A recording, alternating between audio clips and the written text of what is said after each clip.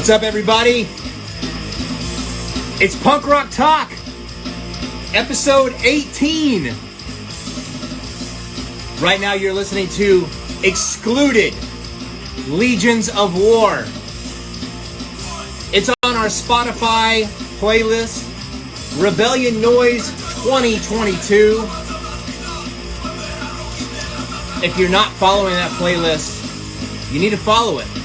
Go to Spotify, go to the Havoc's Spotify profile, and at the bottom there you'll see playlists, Rebellion Noise 2022. We update it every Monday with new songs, so it stays fresh. Maybe you'll hear something you haven't heard before. That's kind of the idea. That's what we're hoping for.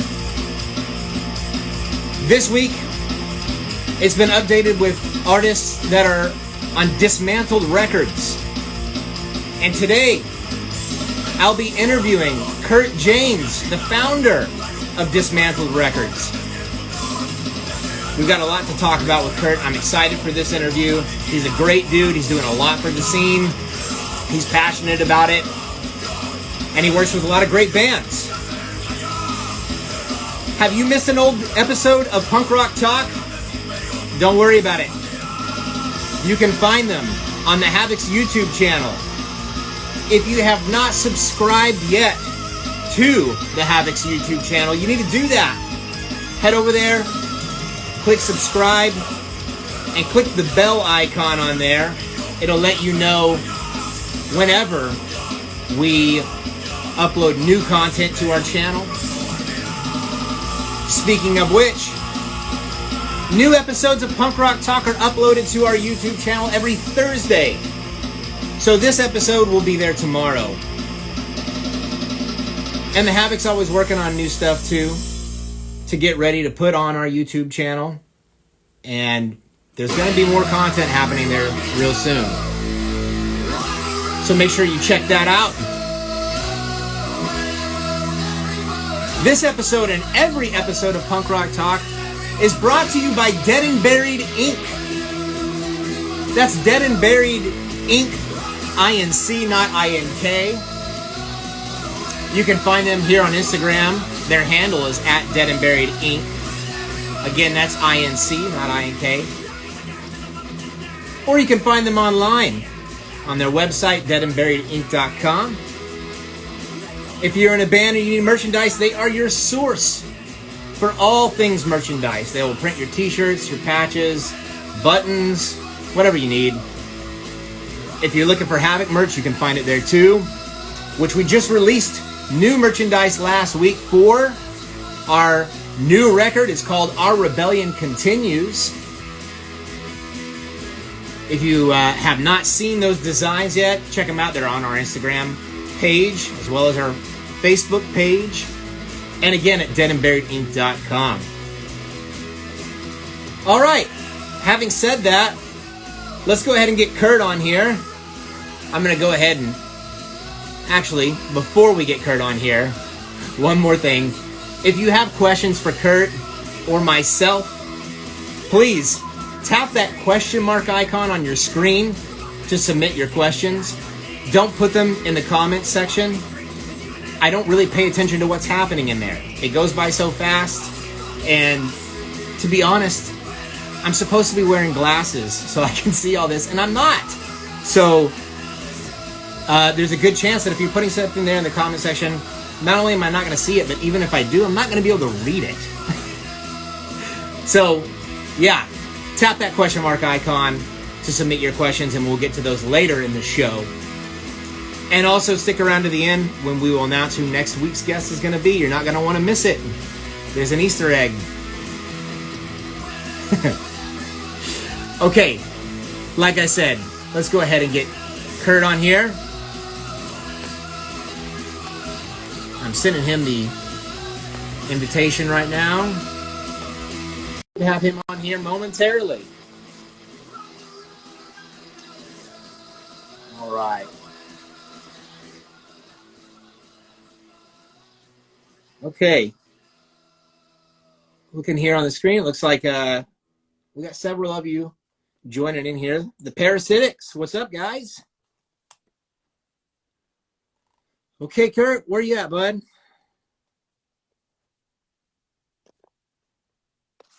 Maybe it didn't go through. So let's try again.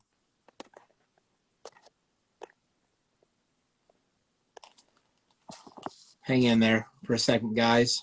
I'm working on it.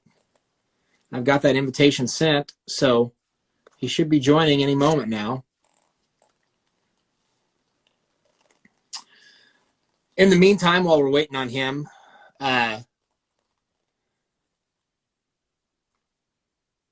says Dismantled Records is unable to join. I'm not sure what's going on there. Kurt, if you're watching, you can try sending the invitation our way. I'm going to try sending it your way once more. I'm not sure what's going on here. Why we're having issues.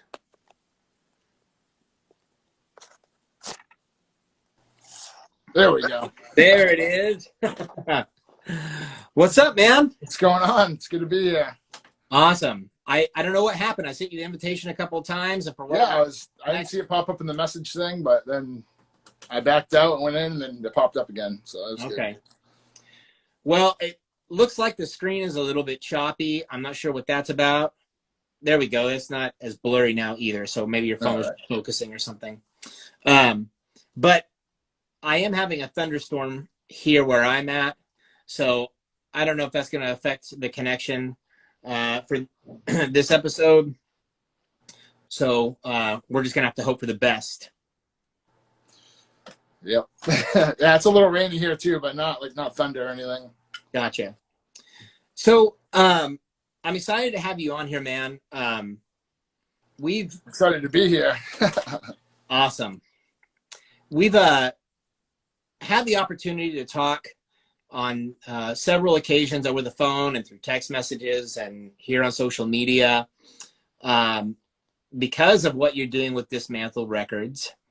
And I've really enjoyed just having the opportunity to get to know you. And through those conversations, it's become very apparent to me that you're passionate about what you do. You're hardworking. You put a lot of effort into Dismantled Records. On top of, handling your day job, which I know you use that to fund everything. Oh, yeah. The distro helps a little bit, but yeah, that's just, Pretty much, you're doing your normal 9 to 5, and then afterwards you're moonlighting and doing everything you can for the label. Let's talk a little bit about that, because I think that people probably don't even realize the amount of work that goes into a DIY label like yours. So what's a typical day like for you when you're focused on doing things for the label? I work my regular job. Sometimes the hours can be super long. I work basically at a casino, a small poker room, poker dealer. It's kind of like being a bartender, money wise, I'd say, you should get tips. And then, in the morning, I try to box up some orders, hit the post office on the way to work. Or, if I'm too busy or, didn't sleep well, I'll just go on my day off. I take less trips now. I was burning myself out. I'd get an order in and literally box it up, instantly drive there. But with the gas prices now, I try to just go maybe 2 times a week. But yeah. Yeah, the gas prices everywhere are insane. Where I live, it's definitely cheaper than a lot of other parts of the country, but even here it's still expensive. It's $4 something a gallon. What are you guys do over there? Yeah, it fluctuates. Yeah, $4.25, $4.50. Yeah. And then I was an idiot the other day in a rush, and I hit the high grade button, $5.69 a gallon. I'm like, why am I this way? Well, you go to a lot of shows too, and I drive a lot. Yeah, and you'll travel, quite a distance to go to shows. Yep. Yeah, obviously try to fly to some of the fests and things like that, but drive to New York and Boston, Connecticut, quite a bit. And for people that aren't aware of where you're based out of, where Dismantled Records is located, where are you? Concord, New Hampshire. So it's probably a little over an hour north of Boston. Everyone's like, "Where's New Hampshire?" But yeah, I just say like north of Boston. They're like, "All right, close enough." And were you born and raised there? Yeah, I've pretty Okay. much lived here. Lived in Vegas for a couple summers. That was a blast. But that was just for like working with the World Series of Poker. Right on. Yeah, it was a good experience. It was fun. Yeah, Vegas is one of my favorite cities, man. I go Oh, it's every so fun. opportunity I can. Yeah, it's hard to stay out of trouble though. Yeah, man. Since I got sober, like it's kind of like it's still fun to go, but there's always still that like temptation there. Oh, So I can imagine. Every yeah, 2 feet, there's yeah. yeah. Let's talk a little bit about kind of your history. I I love talking about this with guests, you know, kind of what their upbringing was like and what they were like as a kid and kind of what was the road that led them to the punk scene. So tell us about that. What kind of kid were you like, and Yeah. what was kind of your introduction to things with the scene? Um, yeah, I grew up in like kind of a small town, and I'm an only child, so like I had that like sense of like independence, and then just the people in my town.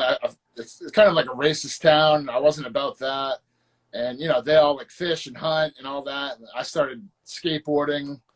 I like more independent sports. Like I skateboarded, snowboarded because I could practice, as little or as often as I wanted. I just loved the freedom of it. And then I knew some like metalhead kids that were a little bit older than me, and they actually gave me like a Punkorama CD, and I love that. And then down the wormhole, I check out who influenced them. You get into like Circle Jerks, Black Flag, stuff like that, Misfits, and then got into like the UK stuff. And a lot of skate videos have like a lot of really good punk rock. Like I liked like more Thrasher magazine kind of style of skateboarding, and all those videos just had killer punk songs. That's where I first heard the Partisans. That just like absolutely changed my world right there.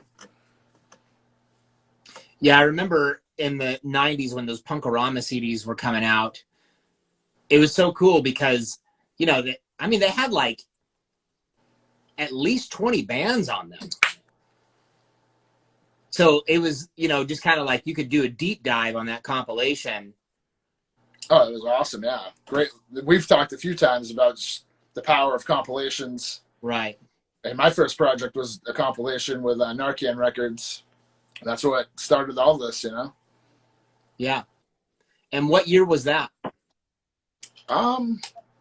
We had all the songs and sent it out in 2020, and then we got it back. I think it was technically 2021 when it came out, but yeah, and that was, wild. Just, big thanks to the bands that were on that, because I'm emailing people.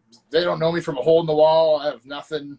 And I'm like, oh, want to throw down a song on this comp? And the response was really good. Everybody was super cool. And I'm like, I don't think anybody said no. A couple of people just didn't reply. And then everyone else is like, fuck yeah, man, let's do it. And I'm like, that's cool.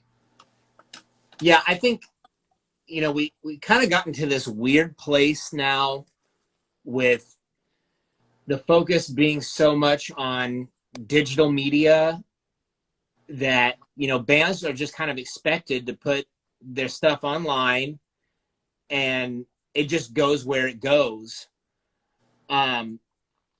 But, back in the day is like with compilations, or trying to work something out with a label, you having people approach you and saying, hey, we like what your band is doing and we want to kind of help spread the word.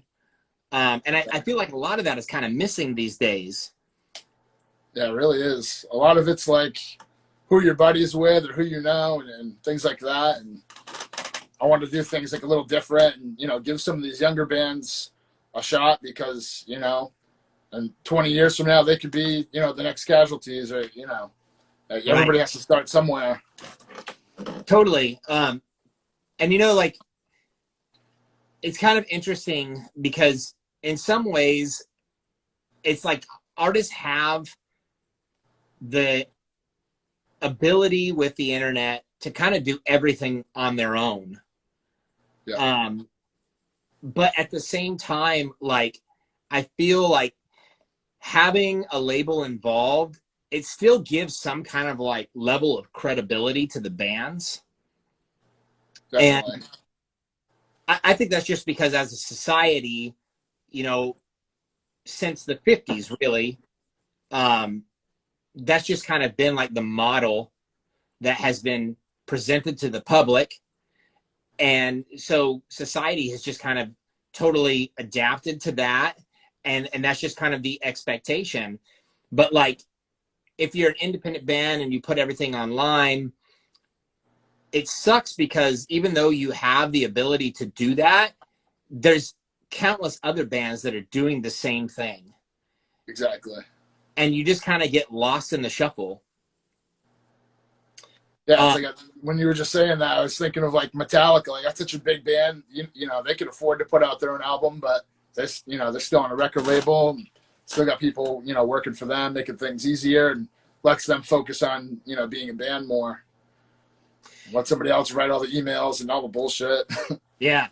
Well, you know, I think it's different for every artist and kind of like where they're at on the totem pole, if you will. You know, a band like Metallica, it's a, you know, a monstrous band Oh that yeah, so is, huge. yeah, and they're never going to be without opportunity.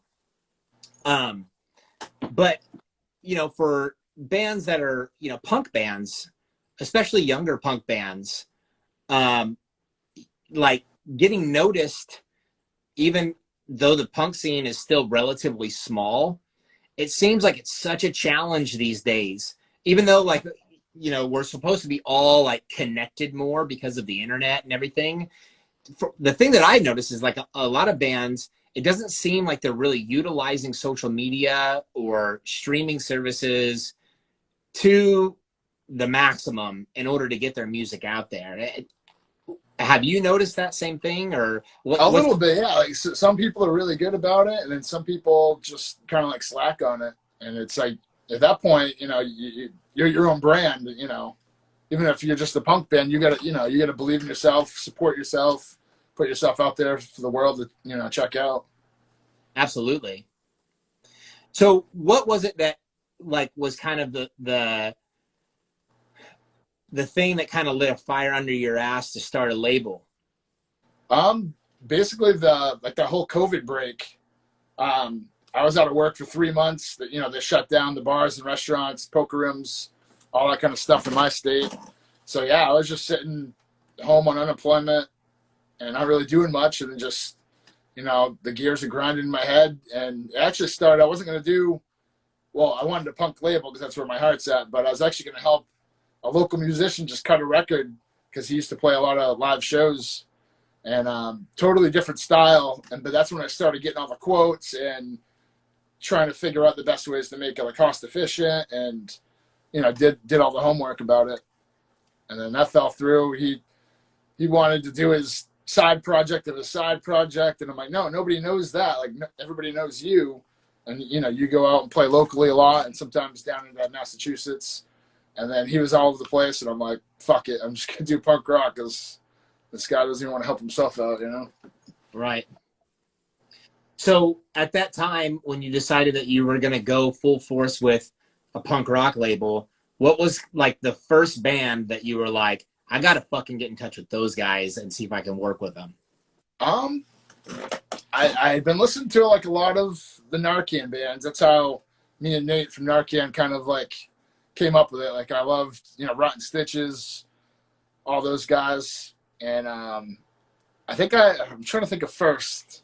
I think I asked the Fiends first because I bought like a record from them and a shirt, and I had their email. I'm like, oh fuck, I actually have their legit email address. And I reached out to Nabil, and he was on board. And they actually threw down a really killer song. It was like previously unreleased, and it's a crucifix cover. So that was cool. And the Horribles from Florida reached out. They're probably number 2 that I reached out to, and just kept going and going until we had, you know, I think we had 8 bands on each side. So that was really cool. Awesome, man. So let's talk a little bit more about kind of like your vision for the label, you know, since it's still early. You and I have talked a lot about kind of the what I always refer to as like the golden age of street punk. Oh, yeah. The good old days. Yeah, the good old days with punkcore records and charged records. And even Mark Unseen doing stuff back then with his label. ADD Records. That was huge when I was a kid. Yeah. You know, and you fast forward to now, like 20 years later, and the landscape has completely changed. But I'd love to know kind of what your goals are for the future, and, you know, are those labels and what they did kind of an influence on what you hope to do and achieve? Yeah. I mean, those were, you know, monumental, you know, labels back in the day. And, yeah, I'm just kind of winging it, but it's getting easier. And, you know, you go through the motions, and, you know, I never knew at this point I'd have, what do I have? I don't even know. Pretty much 7 albums out right now, and a few in production, and like 3 more ready to go in the near future. Some out to be made. So, yeah, just kind of taking it a step at a time. But, you know, I love to work with some bigger bands, because it's really hard to move records too. Like, I have a lot of like great supporters, and, you know, something comes out, they scoop it up, but I'm like, I still have boxes of, you know, 200 left of like a bunch of projects. But that's on me too. I gotta start working with some distributors and too, you know, things like that. I noticed that you have one of the variants of the new Defiance record. Yeah, that was awesome. How did that that one, I was just curious, and I reached out to Nat from Puke and Vomit, and I know he does that for like a few different places. I didn't know if it was like all his buddies in California, like Dead Rockers, Black Liver Records, Headlight Records, like they usually get them. And I was like, what are the chances that I could be a part of that? And we talked on the phone for like an hour one night, and, you know, he's like, don't sign up for too many, you know, it gets expensive, and, you know, you're going to have, you know, they don't sell overnight always. But the Defiance one was a new one. A lot of his are usually like represses of like some awesome stuff from like 82. right? And I'm like, this is a brand new Defiance album. Defiance is one of my favorite bands since I was fucking 15 years old, you know? Yeah. That's really cool, man. And yours is what color is it technically? Like it looks kind of like a mint green color. Yeah, like a mint or pastel green, I would say. Yeah. And if people wanted to order that, what's the best way for them to find it? The Store Envy store, dismantledrecords.storeenvy.com. That should be right on there, and all my titles and a bunch of other distro stuff I carry. It's always revolving, you know. Try to keep my ear to the street, try to pick up some cool titles here and there. Been slacking on a little bit, but, you know, wrapping up these records. It's pretty expensive. Yeah. Excluded. Here we go. We'll show that one because you played the song. This is fully out. Everything's in. Actually, just got an email for the Dead 77 jackets. The vinyl's here, so that's the good part. That shit takes forever, so I'm just waiting like 15, 20 days for the jackets, and I'll start shipping. Yeah, those guys are awesome. They are.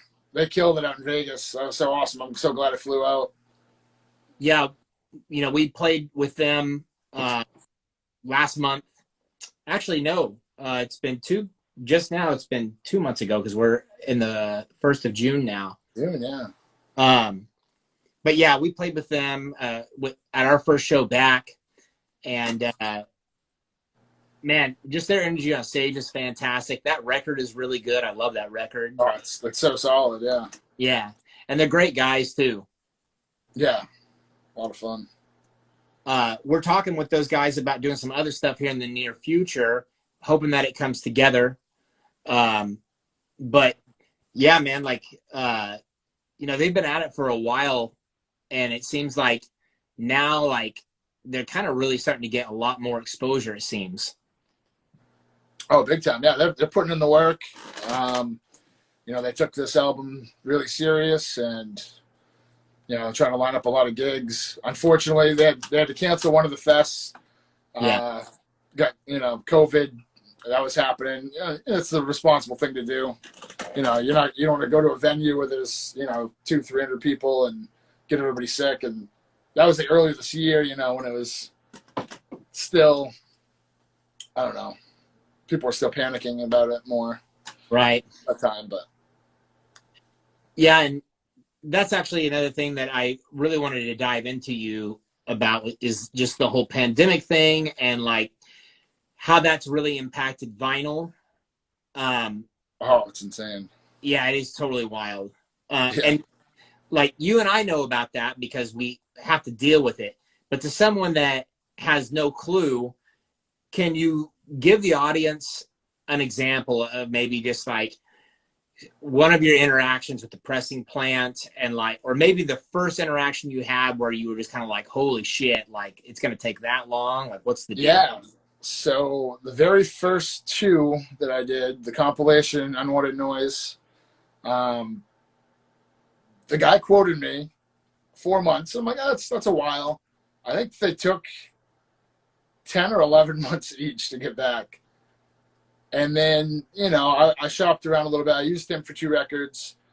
I tried like a broker that they used that Czech plant. That one was like 9 months. But everybody, they'll tell you one thing, but it's not official till that shit's in your hand. And the plant I use now, they were doing really good. Right before I started with them, they said 14 weeks. I'm like, that's incredible. And then right as I ordered, he said 6 months. And the first couple were spot on 6 months. I was like, I like this guy. Super nice. Got to talk to him on the phone too. And Warren at Music Hall in Ohio. But now he's even booked out 11 months. So it's tough. If you have tracks ready, don't hesitate. Send that shit out and get made. Yeah. Yeah, that's kind of like been the thing for us. Like, we're still finishing our new record and getting really close. And we have, ideas as to when we want to release it. But it's like, we can release it digitally anytime. Yeah. But to have the physical copies in our hands, that's just the big question mark. And it's so frustrating. It is. And especially if you're playing gigs, it's nice to have, you guys have great merch, but it's always nice to have some physical media, on the table for a fan to grab on the way out. And it's a huge thing, it's part of the experience. Absolutely. Speaking of that, physical media, and for you having a label, and that has to mean that there's a kind of an exceptional love for vinyl. Oh yeah, big time. I still remember my first record player, my first record that I bought. It was like, it's insane. So let's talk about that, because I've asked that to several guests on the show because I love hearing the story. We all have that story of like that one record we came across at the record store that we were like, holy fuck, I can't wait to listen to this. I hope it, sounds as cool as it looks. Like, what was that record for you? What was the whole ritual like? The first one was Os Rotten, The Rotten Agenda. And I had the discography CD, like all their 7 inches. It's like Not One Fucking Hit, or it's called something like that. And I had that, and I'm like, I really love the band. And then the record was just, I didn't even have a record player yet. I saw it was in a shop, and they had like the big fold-out paper, like Crash style. Like it all folds out, all the lyrics in there, and there's pictures, like kind of paper. It's a pretty neat style, and yeah, that was my first record. Then I think I went to like a thrift store and got this like super old, it was like from like the 70s record player, but it sounded great. And that thing lasted a long time. Was it one of those combo ones that has the speaker built into it? No, I had like external speakers, hardwired, and yeah, it was cool. Yeah, man. For me, like, the thing that I love about vinyl is just the smell of it. For some reason, like you were saying that the other day. Yeah, it just has this unique smell, man. And like, I don't know, something about that just kind of like elevates the senses for me. Yeah. That's awesome.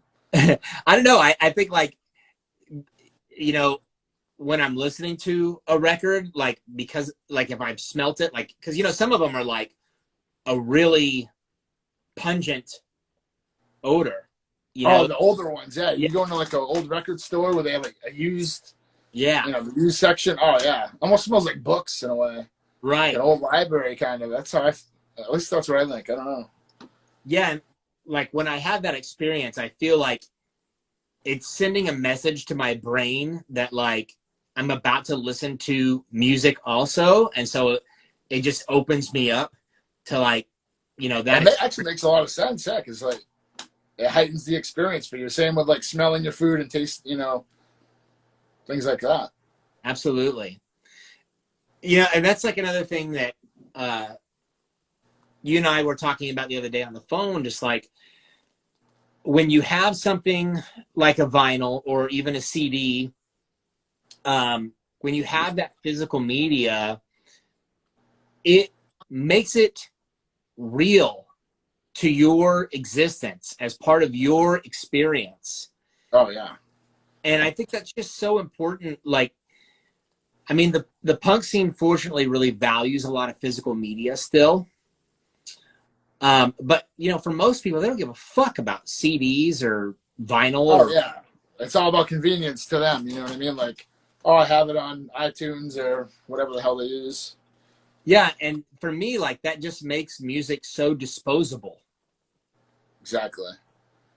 So I think that like no matter how things advance with technology, that the importance of physical media, especially for our scene, isn't going to die, and it shouldn't die. We should do everything that we can to help keep it alive. Yeah, and it preserves your music. You know what I mean? Like, what if Spotify shut down, all your digital stuff's gone? What if YouTube gets bought out or shits the bed someday?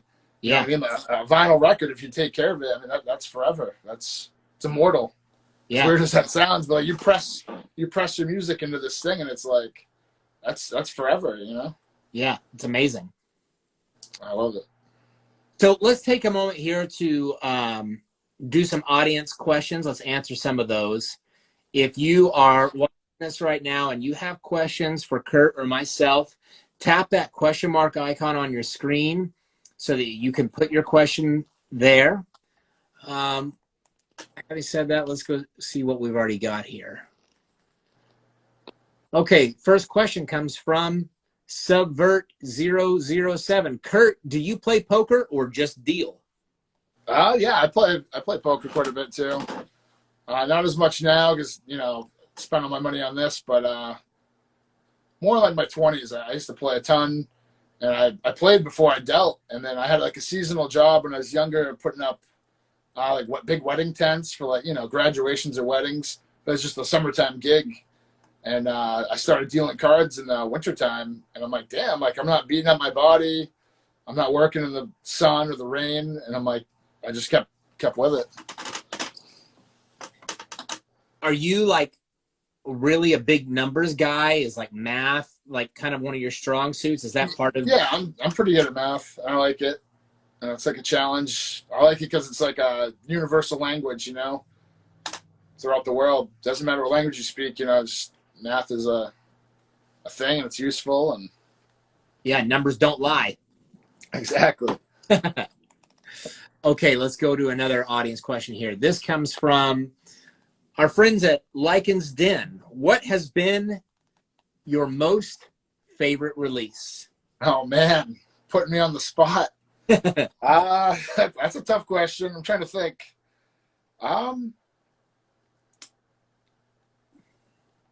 I think at the moment this Dead 77 album. Not to shit talk any of the other people I work with. I love it, but this album, it's so good.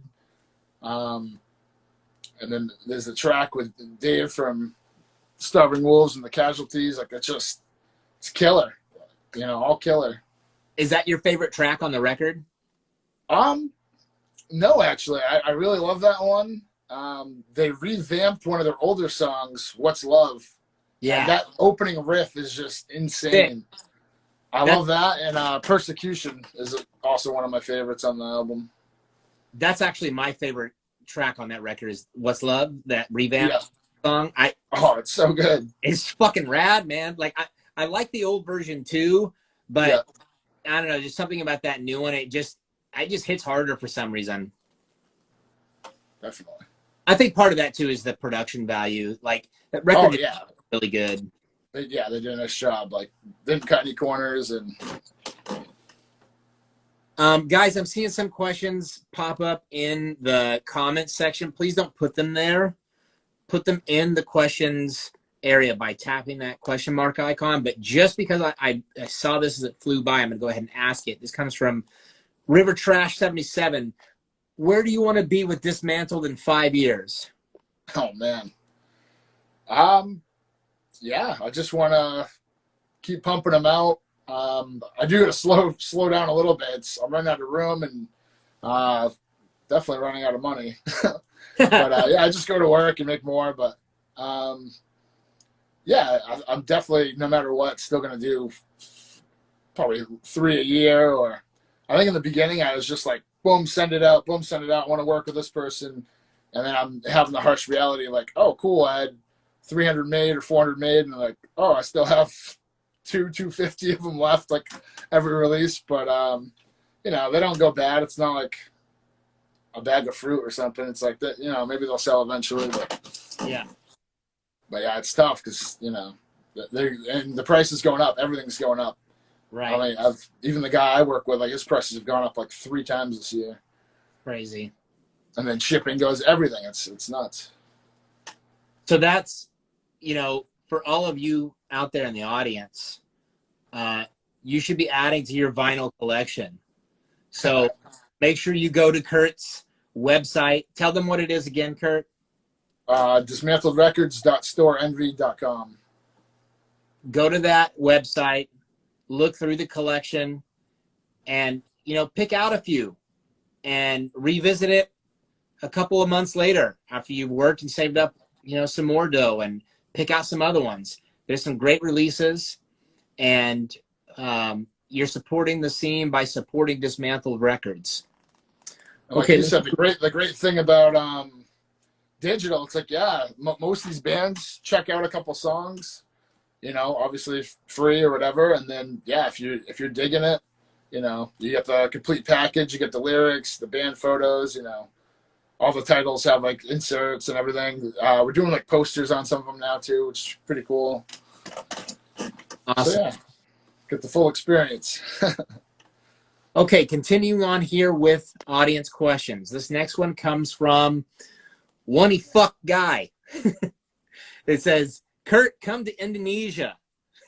That is on the bucket list. I want to go there and hang out with the Sabotage. They're awesome dudes. Such a good band. And it's a beautiful country. I was actually watching some shows. I know they're from Jakarta and Bali. And I was watching like these travel shows, and it's like, it's such a gorgeous country. Definitely on the to-do list. Dude, the scene there is mind-blowing. There's so many... Oh, I know. Bands like message me all the time, and I'm like, there's so much good music out of there. It's incredible. Yeah, it's wild, man. Like, I was on Facebook, I think it was yesterday or the day before, and some band, it wasn't like even a sponsored ad. Like, it was just some band that I don't even follow, but they're from somewhere in Asia. I don't think it was Indonesia, but I looked at the post. They were announcing some shows, and it had like 830 something interactions, and I was like, "What the fuck? How are they getting all, Oh yeah, you know, all this interaction?" And I go to their Facebook profile, and they had like 25,000 followers. And almost every post had, you know, at least double-digit interactions, which is pretty good for Facebook. Oh yeah, it's really good. Yeah. But it's just wild to me that, like, that part of the world is just, like, exploding with the punk scene. It really is.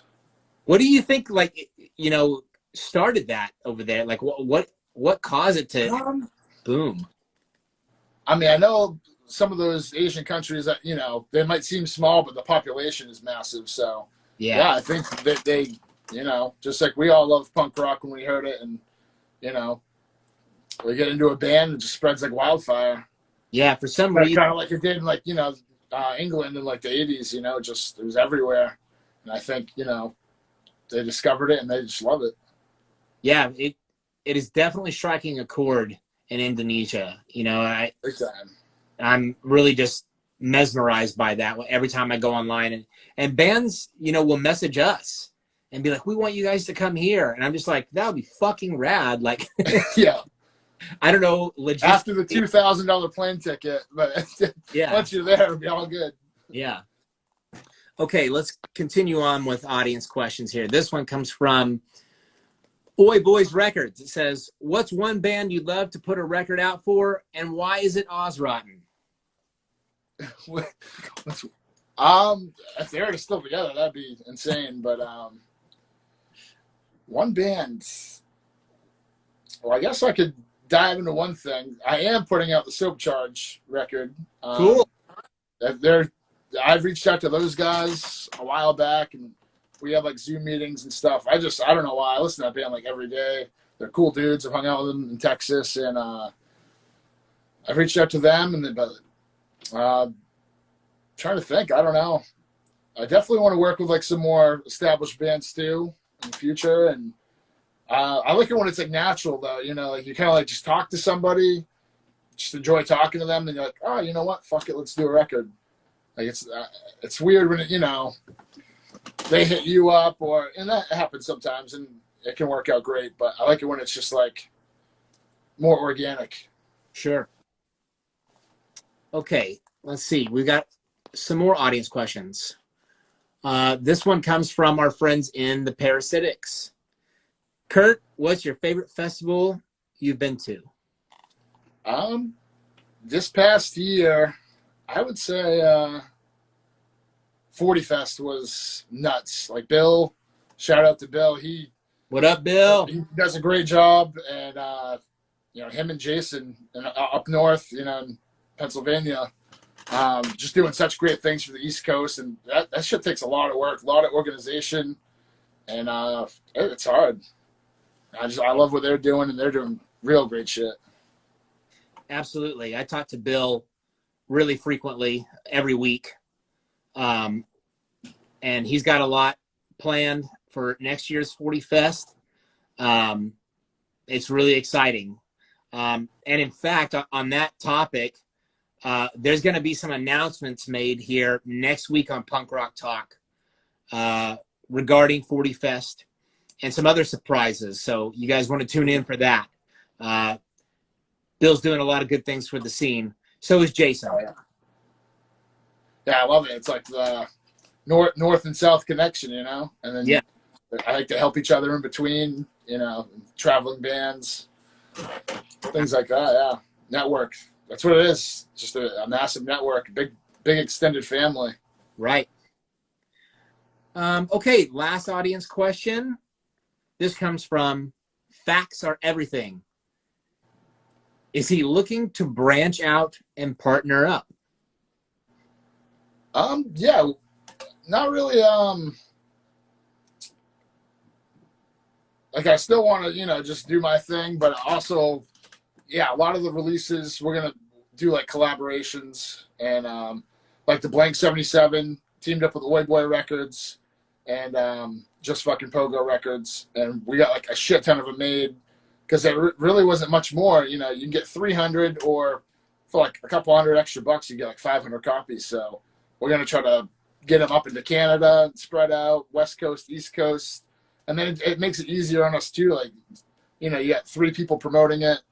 You got, you know, you split the financial risk evenly, and you just got, yeah, teamwork, you know. I have a few like that, like doing one, teaming up with one person, and then some, I forgot the label. It's going to be a Contra. It's like 4 of us all over the world doing a High Society record. Awesome. Like next year. They're from Germany. So yeah, I'm definitely down to partner up and yeah, co-release things. It makes it less stressful for pretty much everybody. Um, I wasn't laughing at what you were saying. I was laughing because I saw one more audience question come through, and I went to check it, and it made me laugh. So I'm going to go ahead and put it on the screen for us. This question comes from Hemogoblin82. Is there life after love? All right. Yes, there is. And that just reminded me, I want to put out a share record. What the fuck? Fuck punk rock. I'm cashing out. I'm doing Cher's next album. Okay, so we got to talk about this. So in the 80s, I can't remember exactly what year it was. It might have even been the early 90s. But like her biggest song at that time was If I Could Turn Back Time. You remember that song? Yep. That's a Do classic. you remember the music video for that song? I don't. And I remember I remember all the Madonna videos because, you know, I was a horny bastard as a young kid. Okay, so tonight, at some point, you've got to pull that video up on YouTube. YouTube. Dude, so talking about being a young horny bastard, I was, in the same boat as you when that came out. And in that video, she's walking around on this Navy ship with all these sailors singing a song, and she's wearing this completely see-through leotard with a black leather jacket and a black thong. I would have remembered this. Dude, yeah. Like, the first time I saw that video, I was like, there Cher's ass. That's amazing. That's crazy. Yeah, she's aged well. Like, literally has barely aged in like 30, 40 years. It's crazy. Dude, that's a combination of good self-care and an excellent plastic surgeon. Yes. But yeah, it's wild. You look at pictures of her. I mean, and who knows how much of it is actually photoshopped or whatever. But I mean, she's 70 something. Wow. And it's just incredible that she looks as good as she does for 70 something. It's wild. Yeah, that is nuts. But, she's got all the money in the world. Oh, for sure. To do whatever she's got to do. So that brings me to another question. I'm curious, outside of punk rock, like, what's one of those bands that, like, really impacted you as a kid and like, the rock world or whatever, the metal world, that you're still a massive fan of today and really follow? And not as much anymore, but right before I got into punk rock, I was like the biggest Nirvana fan, just completely obsessed. And then, there is a couple, like, not the hits that were like on MTV, but you listen to the full album, and yeah, there's a couple like, punkish like songs on those albums, Bleach and Nevermind. And I was big into that, and then skipped that and just dove into punk rock. But who I still listen to a lot and just absolutely loved pretty much my whole life is Jimi Hendrix. That's cool. So, do you remember like your first impression of Hendrix? Like, what was it? What song was it? Or was it, I know I had heard him on the radio, but my uncle was like pretty big into rock and roll, and he had some like VHS tapes of some of his shows, like Jimi Hendrix shows, and I was like just watching him, hearing him, like mind blown by that guy. Yeah, that's sad that he passed, so early in life, but wish he was still kicking and rocking with like Rolling Stones and stuff like that. Yeah, he's part of the 27 Club. Yeah, too soon. Yeah, man, and like, I wish that there was I wish somebody would invent a time machine that we could use, because I would absolutely travel back in time just to experience music and the early, the development of rock and roll, basically. Oh yeah. But I can only imagine at that time when, when Hendrix was out, like playing, and, his style was so over the top. Not just like his style, like fashion wise, because like he definitely made a Yeah, fashion. he wore some wild shit too. Yeah. Yeah. But like just his playing ability and even his guitar tone, like, shit like that was not really happening at the time. Oh, the guy was decades ahead of his time, I think. Yeah, so like I can't imagine what it must have been like for audiences to have experienced that. Yeah, it must have been wild. Yeah. Like, I see that on Facebook once in a while. I don't know if everyone's probably seen it. It's kind of like maybe like 9 musicians that are like passed away, and it's like, whatever, you can go back in time and see just one. Yeah. And every time I see that thing pop up on Facebook, I'm like, oh, Jimi Hendrix without a doubt. That's cool, man. It's kind of sad. I feel like in the last 2 decades, especially, like we haven't seen any artists, rock artists especially, come up where people are just mind blown by what they're doing, and like, it kind of elevates the genre or whatever. Exactly. Yeah. There's no real like rock stars. Like it's now, for the major labels, it's an algorithm to sell X amount of albums. It's cookie cutter rock bands. Like, cool, we'll get this much airtime.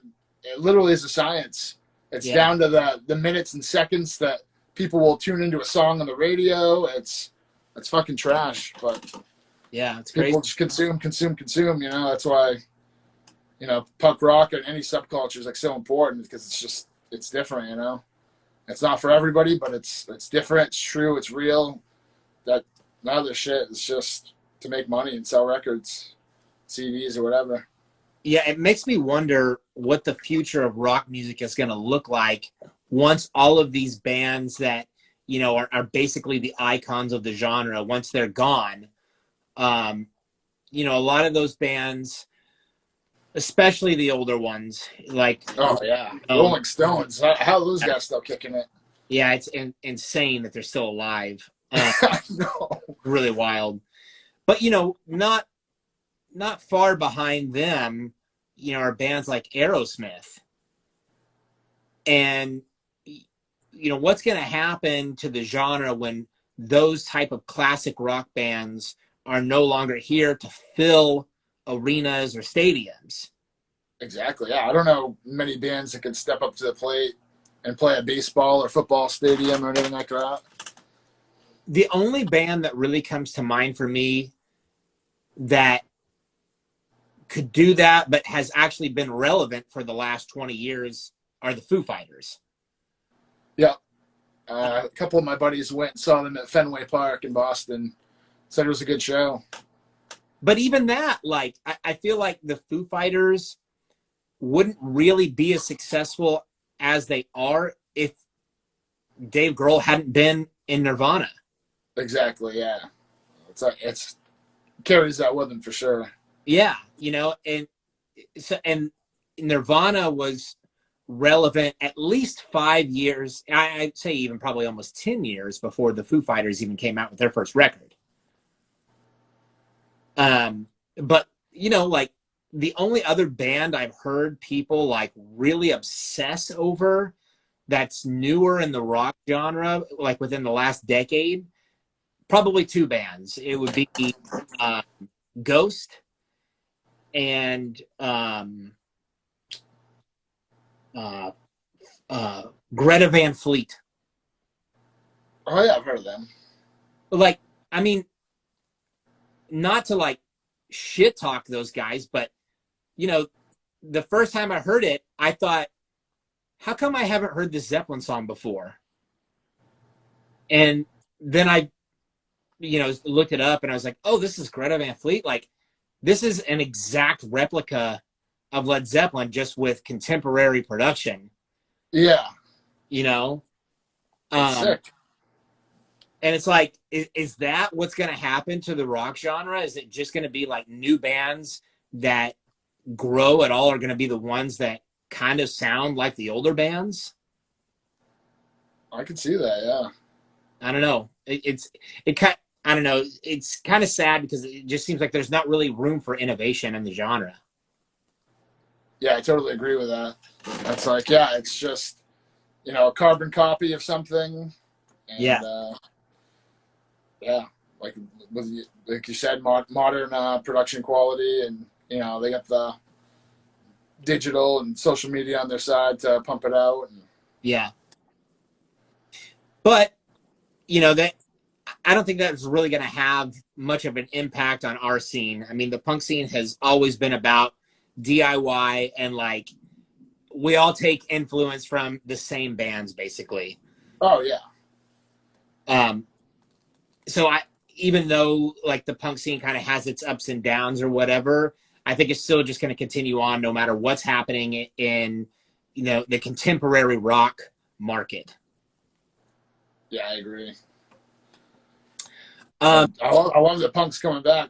It seems, it kind of for a few years, even in like the Boston area, like I remember going to I'd go to probably like 3 shows a week. Didn't matter the night of the week. I mean, there'd be Tuesday night shows, Thursday.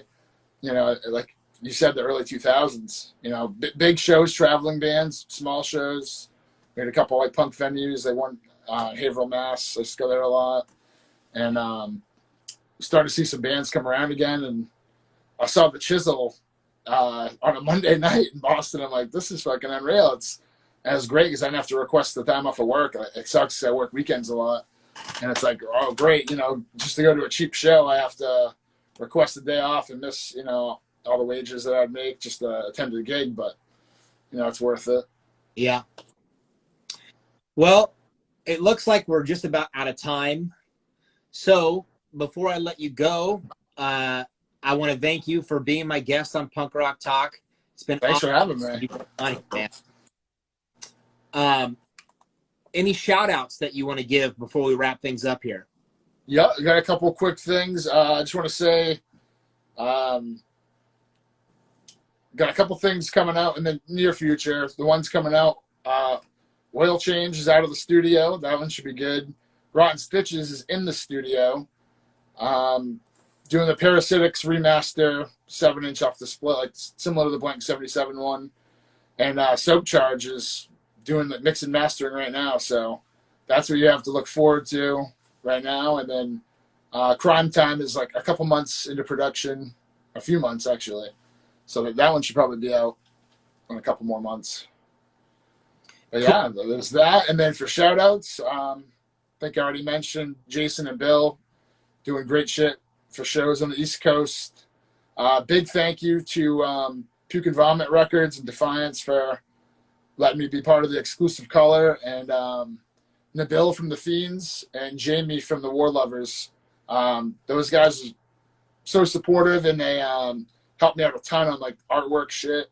Like my computer's a dinosaur. I don't have Photoshop or any like good programs, and Nabil's helped me with some center labels, and Jamie made the most amazing insert for the Dead 77 album that's coming out in a couple weeks, and can't thank him enough. Awesome, man. Well, we decided that we were going to do something a little bit different this week. I always announce the guest for next week at the end of the show, but I thought it'd be fun to have you make the announcement who's going to be for next week. So, all right, go ahead and tell everybody who's going to be on Punk Rock next week on Punk Rock Talks is Oil Change from Grand Rapids, Michigan. Oil Change! Check them out. The album is so fun. I have all the songs, on my phone. They released the single. You played at the beginning, the Easter egg. Yeah. Whenever. It's just fun punk rock. Raise your pint in the air. Fucking sing along. It's just such a fun band. Absolutely. I'm looking forward to having them on the show next week. I'm excited to hear that new record. You're right. It's like the songs are so much fun, and like it's like, basic, just uplifting anthemic punk rock, and it's just so fun. Yeah. Good, man. Upbeat, yeah. Yeah, I love it. All right. Well, thanks again, Kurt, for being on Punk Rock Talk. Oh, anytime. It was a pleasure. Yeah, man. We'll be talking again real soon, Yeah, here definitely. in the near future. And to play us out, this is going to be Oil Change. Cheers, guys. Take care. Later, guys.